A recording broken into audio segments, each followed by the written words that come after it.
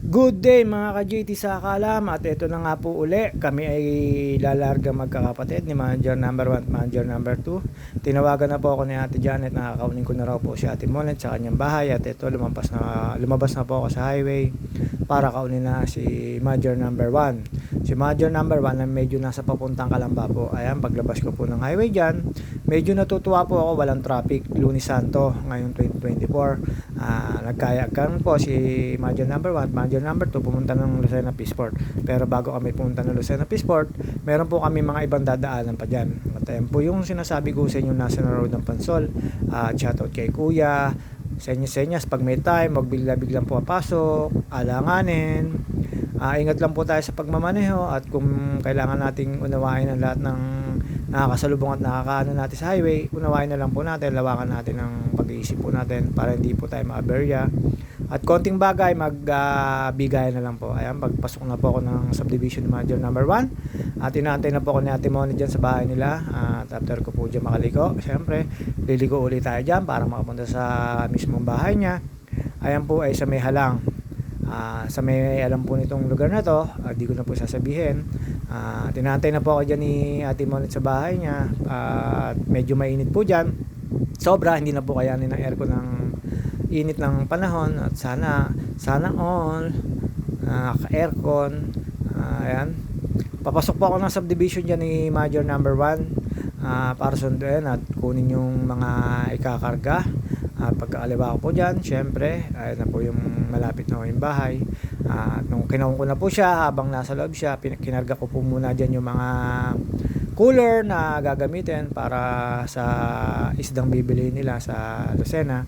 At hindi naman po ako magpapabili sa kanila, hihingi lang po ako after po niyan, syempre. Ayun na po, lumabas na po si Manager number 1 at larga na kami. Nadaanan ko na po si Manager number 2 dyan, si Ate Janet, dire-diretso na po kami. National Road ng Pansol po yan to Los Baños. Siyempre lumiko kami sa isang gasoline station dyan. Hindi ko na po sasabihin kung ano yung gasoline station. Nagpaarga para makadiretso na po kami.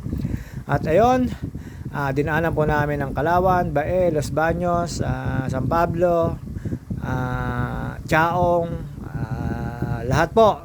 Ayun ang yung National Road na papuntang Quezon. Yung kahabaan yan, di ko alam kung anong kalsada po yan, basta yung kahabaan yan. Tapos makalampas po kami dyan ng Welcome Quezon, basta yan, dire-diretso lang po yan. Lampas na po kami ng Chaong dyan, tapos may dinaanan po kami dyan bandang Sariaya. Syempre dadaan po tayo dyan sa may bypass at meron kaming bibilihin pa na favorite namin. Habang binabagtas ko po yung kainitan na yan, syempre tahimik si na ate dyan kasi naantok, natulog, tapos nanood, pinanood namin dyan yung Itbulaga. At yun, dire-diretso lang po yan. Wala naman po kayong dapat ikaligaw dyan. Tapos nag-bypass po ako sa bypass po. Ang dami na pong bypass road dyan na pwede nyo daanan. Depende na lang po sa inyo kung saan nyo gusto dumaan. Ako ayan yung unang bypass po sa Maycoy. Sa akin pong pagmamaneo, syempre konting patient lang, hindi naman kami nagmamadali, kami naman po magkakapatid, may bibilihin lang na pang-ulam nila. At yun, hindi po ako magpapabili dyan kasi syempre pwede naman ako mangingi pagkaluto. Ayun po, tapos pagkatapos po niyang kalsada na yan, dumano kami sa Cadiz lang po kami nabili ng favorite namin. At ayan, nandyan po si Manager number 1 at Manager number 2. Sabi ko, Ate Janet, bili ako, wag na raw ako sa kanya magpabili kay Ate Monet. At inaantay ko naman po si Manager number 1 dyan, kasi si Manager number 1 ay nakikisiyaw dyan. Tapos yun, nakita ko po, kinuha ko po yung kanyang in order, nalimutan ko maikuha siya ng ube.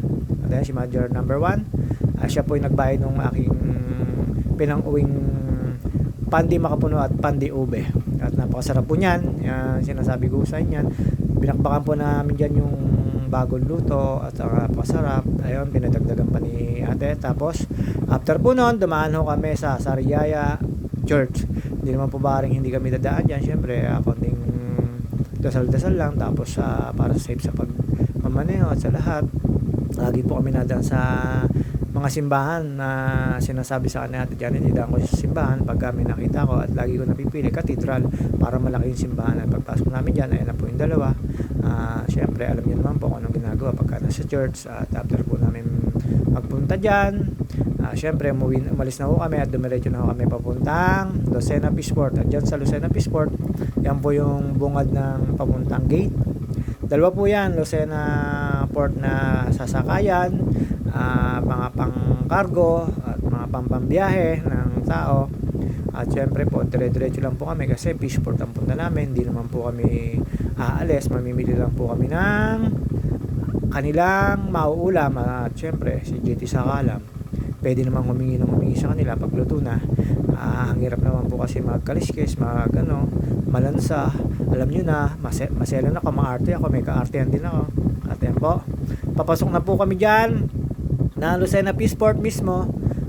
Pila-pila lang po dyan. Tapos babayad po tayo dyan ng 20 pesos para makapasok kayo dyan. Wala namang pinipiling dyan sa basta pagka nag-open na ng alas 6, pwede ka naman mamili. Kailangan mo lang may bota kasi yun ang record sa loob. At ayan, bayad po ako dyan sa pilahan na yan, entrance fee or pila fee.